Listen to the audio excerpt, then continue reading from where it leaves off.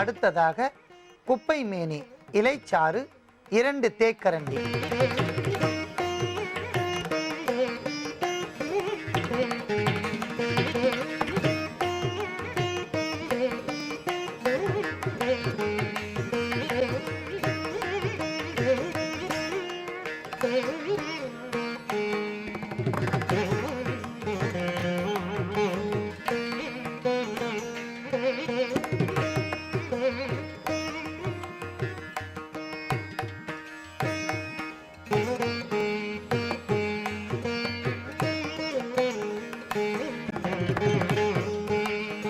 குப்பை மேனி இலைச்சாறும் வசம்பு துண்டும் தேங்காய் எண்ணெயில் சேர்த்து நன்றாக கொதித்து பின்பு பொன்னிறமாக வசம்பு துண்டு வறுத்து விட்டது. அன்பான நேயர்களே, இதை நாம் வடிகட்டி எடுத்துக்கொள்ளலாம்.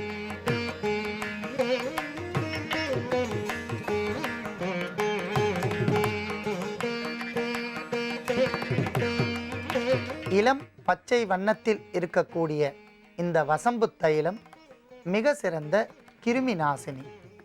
சிறு குழந்தைகள் முதல் பெரியவர்கள் வரை யாருக்கெல்லாம் கை இடுக்குகள் மற்றும் உடலில் சொறி சிரங்கு இருந்தால் அவர்கள் இரவு வேளையில் இந்த தைலத்தை நன்றாக ஆற வைத்து எடுத்துக்கொண்டு பத்திரப்படுத்தவும், தேவையான அளவிற்கு எடுத்துக்கொண்டு பாதிக்கப்பட்ட இடங்களில் நன்றாக இந்த தைலத்தை தடவி காலையில் எழுந்தவுடன் வெதுவெதுப்பான வெந்நீரில் சேக்காய் தூள் கொண்டு தொடர்ந்து 1 வார காலம் பயன்படுத்தி வந்தால் படிப்படியாக தோலில் இருக்கக்கூடிய நமைச்சல் மற்றும் எரிச்சல், சிறு சிறு கொப்பளங்கள், தினவு இவையெல்லாம் முழுமையாக நீங்கி அந்த கொப்பளங்களால் வரக்கூடிய மார்க் என்று சொல்லக்கூடிய வடுக்களும் பூரணமாக மறைந்துவிடும்.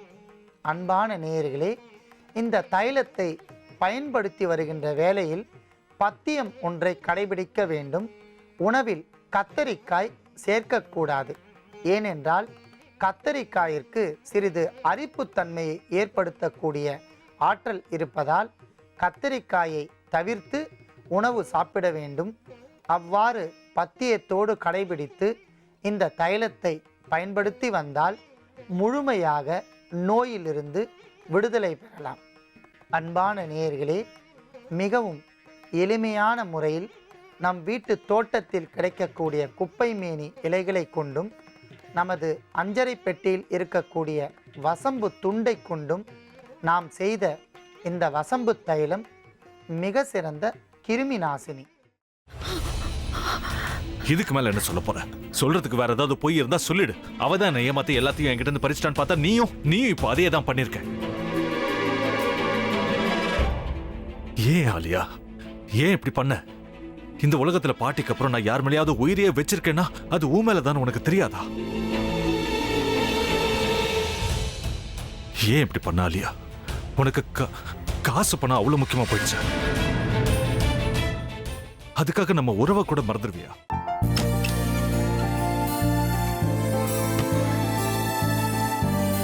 சக்தி சக்தி, ஒரு நிமிஷம்.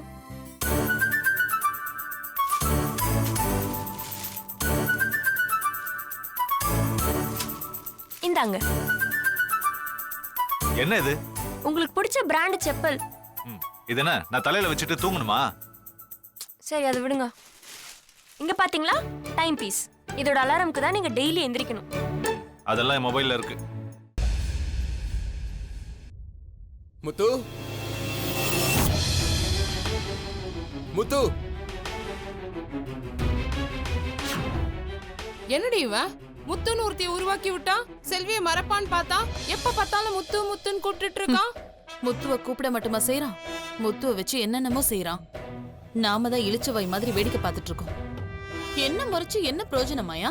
உனக்கு வேற குரல் போயிடுச்சு. அடுத்து அவ செல்வியை கூப்பிட்டானா என்ன பண்ண போற? உன்னுடைய விருப்பப்படியே நீ ராமநாத வீட்டு மருமகளா வாழப் போற. கண்டிப்பா என்னுடைய ஸ்தானத்திலிருந்து அவன் உன்னை நல்லா பார்த்துக்குவான் அம்மா. டேய், அவரை பத்தி தான் உனக்கு தெரியும்ல. அவர் எந்த முடிவு எடுத்தாலும் அதான் ஃபைனல். நம்ம அப்பா வேணுமா வேணாமாங்கிறத நீயே முடிவு பண்ணிக்கோ. வாடா.